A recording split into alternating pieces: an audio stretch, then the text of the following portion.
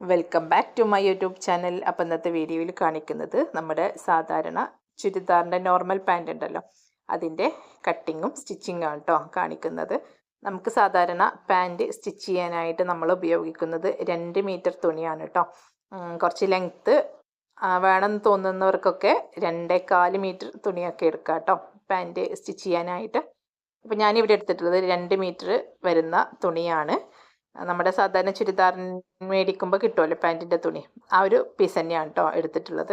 അപ്പോൾ ഇതുപോലെ 4 ആക്കിയിട്ട് മടക്കിയിട്ടാണ് കേട്ടോ നിവർത്തിയിട്ട് കൊടുത്തിട്ടുള്ളത്. ഫോൾഡ് ആയിട്ടുള്ള ഭാഗം നമ്മുടെ ഭാഗത്തേക്കാക്കി വരുന്ന രീതിയിലാണ് ഇട്ട് കൊടുത്തിട്ടുള്ളത്.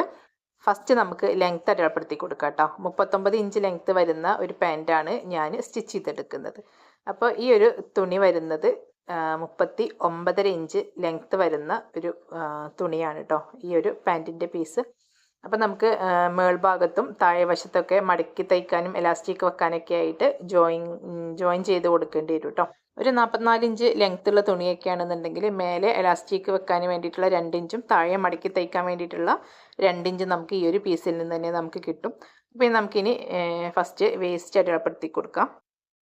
വേസ്റ്റ് റൗണ്ട് വരുന്നത് 44 ഇഞ്ചാണ് കേട്ടോ.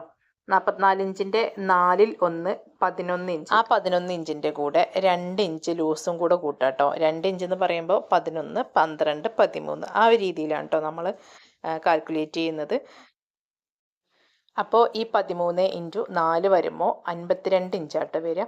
അപ്പോൾ ഈ ഒരു 52 ഇഞ്ചിൻ്റെ 1/4 13 ഇഞ്ച് അങ്ങനെയാണ് കേട്ടോ വരിക.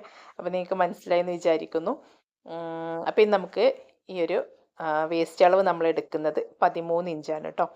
ഈ ഒരു 13 ഇഞ്ചിൻ്റെ കൂടെ 1/2 ഇഞ്ച് അലവൻസും കൂടെ കൂട്ടിയിട്ട് 13.5 ഇഞ്ചിലാണ് നമ്മൾ അടയാളപ്പെടുത്തി കൊടുക്കുന്നത്. ഈ 13.5 ഇഞ്ച് അടയാളപ്പെടുത്തിയ അവിടെ നിന്ന് താഴേക്ക് ഒരു 15 ഇഞ്ചൊന്ന് അടയാളപ്പെടുത്തി കൊടുക്കുക. സീറ്റിൻ്റെ ഭാഗം വരുന്ന ഭാഗത്തേക്കാണ് കേട്ടോ നമ്മൾ 15 ഇഞ്ച് അടയാളപ്പെടുത്തി കൊടുക്കുന്നത്. ഇനി നമുക്ക് ഇവിടെ ഒരു 2 ഇഞ്ചൊന്ന് അടയാളപ്പെടുത്തി കൊടുക്കുക കേട്ടോ. നമ്മുടെ ക്രോച്ച് വരുന്ന ഭാഗത്തേക്കാണ് നമ്മൾ 2 ഇഞ്ച് വരച്ച് കൊടുക്കുന്നത്. ഇനി നമുക്ക് ചെറിയൊരു കർവ് കൊടുക്കാം കേട്ടോ. നന്നായിട്ട് കുഴിച്ചിട്ട് വരച്ച് കൊടുക്കരുത്. ഇതുപോലെ ചെറിയൊരു കർവ് മാത്രമേ കൊടുക്കാവൂ. നന്നായിട്ട് കുഴിച്ച് വരച്ച് കൊടുക്കുമ്പോഴാണ് പാൻറ് തൊടഭാഗത്തേക്ക് കയറി നിൽക്കുക എന്നൊക്കെ പറയുന്ന കംപ്ലൈൻറ്റ് കേട്ടിട്ടില്ലേ, അങ്ങനെയൊക്കെ ഉണ്ടാവുന്നത്. ഇനി നമ്മൾ താഴെ ആംഗിളിൻ്റെ ഭാഗത്താണ് അടയാളപ്പെടുത്തി കൊടുക്കുന്നത്. താഴെ ആംഗിൾ റൗണ്ട് വരുന്നത് 14 ഇഞ്ചാണ്.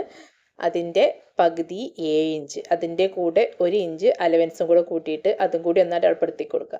ഇനി നമുക്ക് ഈ ഒരു ക്രോച്ചിൻ്റെ ഭാഗത്ത് നിന്ന് താഴത്തേക്ക് നമുക്ക് ഒരു ലൈന് വരച്ച് കൊടുക്കുക. ഇതുപോലെയുള്ള ഒരു സ്കെയിൽ ഉപയോഗിച്ചിട്ട് വരച്ച് കട്ട് ചെയ്യുന്നതായിരിക്കും കേട്ടോ എപ്പോഴും നല്ലത്. അപ്പോൾ നമ്മൾ സ്റ്റിച്ച് ചെയ്ത് കഴിഞ്ഞാൽ ആ ഒരു പാൻറ്റിൻ്റെ കറക്റ്റ് ഷേപ്പിൽ നമുക്ക് കിട്ടും. ഇനി നമുക്ക് നമ്മൾ ഈ അടയാളപ്പെടുത്തിയ ഈ ഭാഗങ്ങളിലൂടെയൊക്കെ ഒന്ന് കട്ട് ചെയ്തെടുക്കുക. അപ്പോൾ നമ്മളിത് കട്ട് ചെയ്തെടുത്തിട്ടുണ്ട് കേട്ടോ. ഇനി നമുക്ക് വേണ്ടത് താഴെ മടക്കി തയ്ക്കാൻ വേണ്ടിയിട്ടുള്ള 2 ഇഞ്ച് വീതി വരുന്ന ഒരു പീസും മേലെ എലാസ്റ്റിക് ഇടാൻ വേണ്ടിയിട്ട് 2 ഇഞ്ച് വരുന്ന ഒരു പീസുമാണ് വേണ്ടത്. അതും കൂടി ഒന്ന് കട്ട് ചെയ്തെടുക്കുക. അത് നമ്മൾ ഈ ഒരു ബാക്കി വന്നിട്ടുള്ള ഈ ഒരു പീസിൽ നിന്നാണ് കേട്ടോ കട്ട് ചെയ്തെടുക്കുന്നത്. അങ്ങനെ നമ്മൾ 2 ഇഞ്ച് വീതി വരുന്ന 2 പീസാണ് കേട്ടോ കട്ട് ചെയ്തെടുത്തിട്ടുള്ളത്. മേലെ എലാസ്റ്റിക് വെക്കാൻ വേണ്ടിയിട്ട് താഴെ വശത്തും അതുപോലെ 2 ഇഞ്ച് വീതി വരുന്ന 2 പീസ് തന്നെയാണ് കട്ട് ചെയ്തെടുത്തിട്ട്. അപ്പോൾ നമ്മുടെ പാൻറ്റിൻ്റെ കട്ടിങ് കഴിഞ്ഞിട്ടുണ്ട് കേട്ടോ. ഒരു 10 മിനിറ്റ് കൊണ്ട് തന്നെ നമുക്കൊരു പാൻറ്റിൻ്റെ കട്ടിങ് എളുപ്പത്തിൽ ചെയ്തെടുക്കാം. അപ്പോൾ ഇനി നമുക്ക് സ്റ്റിച്ചിങ്ങിലേക്ക് പോകാം. ആദ്യം നമ്മൾ സ്റ്റിച്ച് ചെയ്തെടുക്കേണ്ടത് ഈ ഒരു എലാസ്റ്റിക് വെക്കാൻ വേണ്ടിയിട്ടുള്ള 2 പീസ് കട്ട് ചെയ്തെടുത്തിരുന്നല്ലോ, അതുപോലെ പാൻറ്റിൻ്റെ താഴെ വശത്ത് മടക്കി തയ്ക്കാൻ വേണ്ടിയിട്ടുള്ള പീസും കട്ട് ചെയ്തെടുത്തിരുന്നു. ആ 2 പീസൊന്ന് ഈ ഒരു പീസിൽ ജോയിൻ ചെയ്തിട്ട് വരാം. ഈ ഒരു 2 പീസിലും ഇതുപോലെ ജോയിൻ ചെയ്തെടുത്തിട്ടുണ്ട് കേട്ടോ. ഇനി നമ്മൾ അടുത്ത് സ്റ്റിച്ച് ചെയ്തെടുക്കുന്നത് ഈ ഒരു ക്രോച്ച് ഏരിയ ഉണ്ടല്ലോ, ഈ ഒരു ഭാഗമാണ് നമ്മൾ ഫസ്റ്റ് സ്റ്റിച്ച് ചെയ്തെടുക്കുന്നത്. അപ്പം നമ്മൾ ഈ ഒരു ക്രോച്ചിൻ്റെ ഭാഗത്ത് നിന്ന് മുകൾ ഭാഗത്തേക്ക് വേണം കേട്ടോ സ്റ്റിച്ച് ചെയ്ത് തുടങ്ങാനായിട്ട്. അതെപ്പോഴും ശ്രദ്ധിക്കണേ. താഴെ വശത്ത് നിന്ന് മുകൾ ഭാഗത്തേക്കാണ് നമ്മൾ സ്റ്റിച്ച് ചെയ്ത് തുടങ്ങേണ്ടത്. അപ്പം നമ്മൾ ഈ ഒരു 2 ഭാഗം അതുപോലെ തന്നെ സ്റ്റിച്ച് ചെയ്തെടുത്തിട്ടുണ്ട്. ഇനി നമ്മൾ അധികമായിട്ട് വല്ല പീസും വരുന്നുണ്ടെങ്കിൽ ഈ ഒരു സമയത്ത് നമുക്ക് കട്ട് ചെയ്ത് ഒഴിവാക്കാം.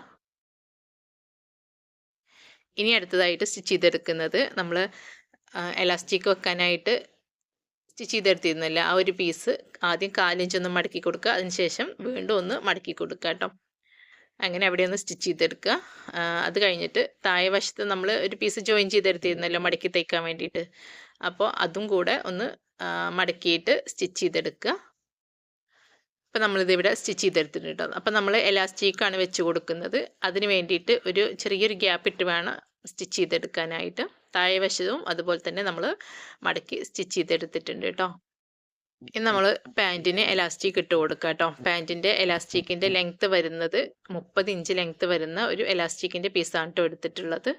ഇനി നമുക്ക് ഈ ഒരു സൈഡും കൂടെ ഒന്ന് സ്റ്റിച്ച് ചെയ്തെടുത്താൽ നമ്മുടെ പാൻറ്റിൻ്റെ സ്റ്റിച്ചിങ് കഴിയും കേട്ടോ. അപ്പോൾ നമ്മുടെ ചുരിദാറിൻ്റെ നോർമൽ പാൻറ്റിൻ്റെ കട്ടിങ്ങും സ്റ്റിച്ചിങ്ങും ഇവിടെ കഴിഞ്ഞിട്ടുണ്ട് കേട്ടോ. ഒരു 15 മിനിറ്റ് കൊണ്ട് തന്നെ നമുക്ക് ഈ ഒരു പാൻറ്റ് സ്റ്റിച്ച് ചെയ്തെടുക്കാം.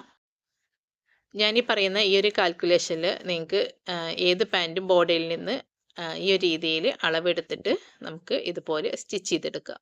അപ്പോൾ നിങ്ങൾക്ക് ഈ ഒരു പാൻറ്റിൻ്റെ കട്ടിങ്ങും സ്റ്റിച്ചിങ്ങും ഇഷ്ടമായിട്ടുണ്ടെന്നുണ്ടെങ്കിൽ, യൂസ്ഫുൾ ആയിട്ടുണ്ടെന്നുണ്ടെങ്കിൽ ഒന്ന് ലൈക്കും സബ്സ്ക്രൈബും ചെയ്തൊന്ന് സപ്പോർട്ട് ചെയ്യണേ.